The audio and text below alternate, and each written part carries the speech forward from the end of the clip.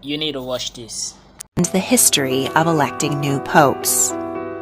Now that the papal throne is vacant, what happens next? When and how will a new pope be elected? And while we're at it, let's take a look at the history of the papacy and how the ceremonies surrounding the death, election, and accession of popes has changed over the centuries. When a pope dies, his passing is confirmed by a doctor and a ceremonial Vatican official who calls out his baptismal name 3 times. Hearing no response, the official will declare the pontiff dead and the papal office vacant. His gold signet ring and seal are broken, and the papal apartment is locked and sealed with a red ribbon. The public and media are informed, and 9 days of mourning begin. After being embalmed, the Pope's body lies in state in St. Peter's Basilica for the public to pay their respects. Funeral and burial will take place 4 to 6 days after the death and be attended by church leaders, royals, and dignitaries from across the world. True to form, Pope Francis chose to eliminate several elements of funerary pageantry in favor of a more simple ceremony. Rather than an elevated catafalque, his body will be displayed in an open wooden coffin, and he will be the first pope in a century not to be interred in the splendor of the Vatican. Instead, he will be laid to rest in Santa Maria Maiora Basilica in Rome. 7 other popes are buried there, the most recent being Clement IX in 1669. Popes haven't always rested in peace. In 897, Pope Stephen VI exhumed his predecessor, Pope Formosus, 7 months after his death, and put his corpse on trial. He claimed Formosus had seized the papacy illegally. The dead pope was declared guilty and his reign nullified. His body was thrown in the Tiber River. 15 to 20 days after the pope's death, cardinals gather in Rome for a meeting called the Conclave. The structure of this secret election of new popes was established by Gregory X in 1274. The procedure has remained largely the same with minor adjustments for the last 750 years. The conclave is run by the Dean of the College of Cardinals. Currently, that is Cardinal Giovanni Battista. Cardinals under the age of 80 are eligible to vote. There are currently 137 eligible cardinals. Technically, they could elect any baptized Catholic male in the world, but they usually pick one of their own. The last time they voted for someone outside of the conclave was in 1378, when Urban VI was elected as part of the fractious era known as the Western Schism. During the enigmatic conclave, the cardinals are sequestered in the Sistine Chapel to cast their secret ballots. A candidate needs a 2/3 supermajority to be elected pope. 1 ballot is cast on the first day, then 4 rounds on each day after, until one candidate achieves a supermajority. During the process, the cardinals are housed in the Vatican and are completely sealed off from outside influence. They have no access to news, computers, telephones, or television. They are supposed to seek the guidance of the Holy Spirit in making their decision. But in reality, there is a lot of politicking. In the Middle Ages, elections were highly contentious, with factions and families vying for power. Conclaves often lasted for weeks. The conclave of 1268 dragged on for nearly 3 years before Gregory X was finally selected. To get the cardinals to hurry up, deans sometimes rationed their food, hoping to starve them to a decision. Today, they go a lot more smoothly. After each round of voting, the ballots are burned in a stove, and smoke exits out of a temporary chimney installed in the roof of the chapel.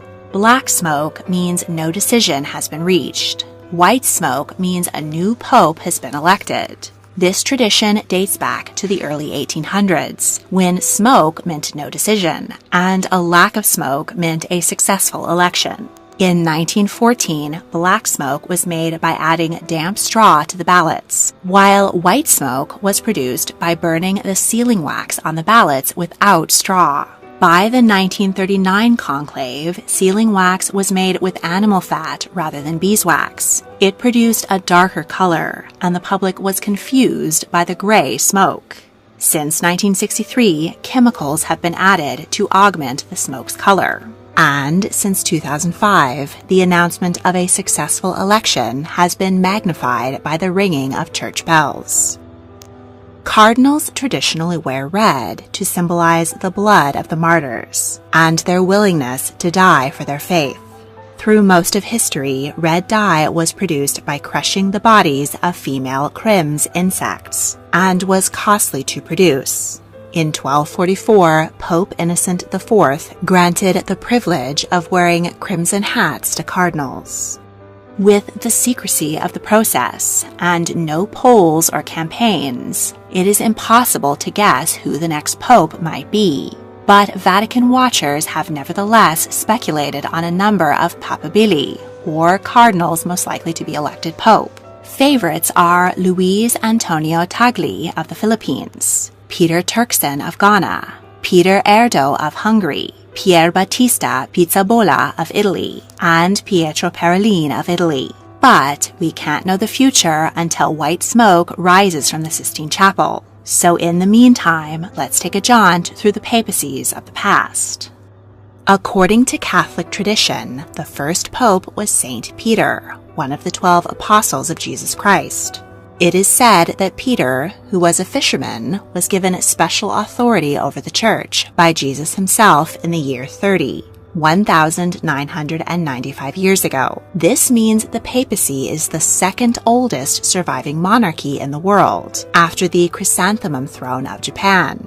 After Jesus was crucified, Paul traveled to Antioch in modern-day Turkey, Corinth in Greece, and then to the capital of the mighty Roman Empire, spreading the Christian faith along the way. Emperor Nero did not take kindly to his preaching and had Peter crucified upside down in the year 68. But one of his proteges, Linus, stepped in as a leader of the fledgling religion. The line of popes continued and the Christian faith spread. By 312, Emperor Constantine converted and ordered his subjects to stop throwing Christians to the lions. He constructed a basilica on the site of Nero's circus, where many Christians, including St. Peter, were believed to have been executed and buried. The papacy endured through the fall of the Western Roman Empire. In 756, Frankish king Pippin the Short conquered central Italy and gave it to the church, establishing the papal state, which is under the direct rule of the pope. In the early church, many popes were married, and their sons would follow them into the priesthood in the hopes of being elected pope themselves. There is even a legend that in the 800s there was a female pope named Joan, who disguised herself as a man, only to be exposed when she went into labor during a procession, after which she was murdered for defiling St. Peter's throne. But the story of Pope Joan is now considered more myth than fact. In the 1000s, celibacy became mandatory for priests at all levels of the church, though this wasn't strictly followed. In 1309, Pope Boniface VIII came into conflict with King Philip IV of France. Philip captured the pontiff and had him beaten and imprisoned. When Boniface died of his wounds, the king forced the election of a French cardinal, and the next 7 popes ruled from Avignon. Gregory XI returned to Rome in 1376. From 1506 to 1626, the magnificent Renaissance religious palace that is the modern St. Peter's Basilica was constructed over the tomb of St. Peter. In 1870, Italy unified, and the Papal State and Rome were annexed by the new monarchy. King Victor Emmanuel II forced Pope Pius IX to relinquish his secular power and live as a prisoner in the Vatican, a 0.19 square mile area. The situation was resolved in 1929 when the Lateran Treaty between Pope Pius XI and Benito Mussolini established the independent state of Vatican City, with the Pope as its monarch. Including Francis, there have been 666 papacies, though only 664 actual popes. In 1032, Pope John XIX bribed cardinals to elect his nephew, Benedict IX. He was 20 years old, the youngest pontiff in history. He was driven out of Rome by Sylvester III. Then he returned to claim a second term. Within months, Benedict was persuaded to resign in favor of his godfather, Gregory VI, but he quickly changed his mind and returned for a third papacy. He was the exception, as most popes have been senior members of the Church and elected in their old age. Thus, papal reigns have not been especially long, and there have been a lot of them. Saint Peter is considered to be the longest reigning pope. He was appointed at the age of 30 and killed at 64, meaning he was pope for 34 years. The longest reign in the modern era was Pope Pius IX, who occupied the throne from his election at age 54 in 1846 until his death at 85, a total of 31 years. The shortest reigning pope was Urban VII. He was 69 when he was elected in 1590, but he died of malaria just 13 days later. 266 papacies over 1,995 years means the average reign of a pope has been just 7.5 years. Since 1913, there have been 10 popes, with an average age of 67 upon election, and an average reign of 11.8 years. Pope John Paul I was elected on August 26, 1978. The 65-year-old displayed no signs of illness, but on the morning of September 28th, just 33 days later, he was found dead in his bed from a heart attack. His successor honored him by taking the name John Paul II. He reigned for an impressive 26 years. The Pope is not only the spiritual leader of 1.3 billion Catholics worldwide, he is also the absolute monarch of the smallest nation in the world, the Vatican. While we usually think of monarchies as hereditary, in a system where leaders take vows of celibacy, other means are required to determine succession. The papacy is not the only elective monarchy. Kings of Malaysia are elected by and from 9 state rulers. The secular co-prince of Andorra is the democratically elected president of France. And monarchs of Eswatini, Jordan, Kuwait, Lesotho, Saudi Arabia, and the United Arab Emirates are selected by various combinations of heredity and election. A new pope officially assumes the throne of St. Peter from the moment he accepts his election. No coronation is necessary. But in 858, Pope Nicholas I thought it would be fun. New pontiffs were crowned during a special mass on the first Sunday after their election. A papal tiara was placed on their head. This tiara dates back to the 8th century, long before the small ladylike stunners we now know as tiaras were popularized by Empress Josephine. The papal tiara evolved from a traditional bishop's mitre. The beehive shape with 3 tiers dates back to the 14th century. Over the years, there have been numerous papal tiaras. Pontiffs were often presented with tiaras from their place of origin, and cities tried to outdo each other with larger, more costly crowns. Emperor Napoleon I of France, Queen Isabella II of Spain, Emperor Wilhelm I of Germany, and Emperor Franz Joseph I of Austria all presented the popes of their day with extravagant new diadems. They are usually constructed of silver, then encrusted with gold, diamonds, and precious gemstones. Many tiaras were lost or destroyed over the years. In 1527, Clement VII was being held hostage by Holy Roman Emperor Charles V.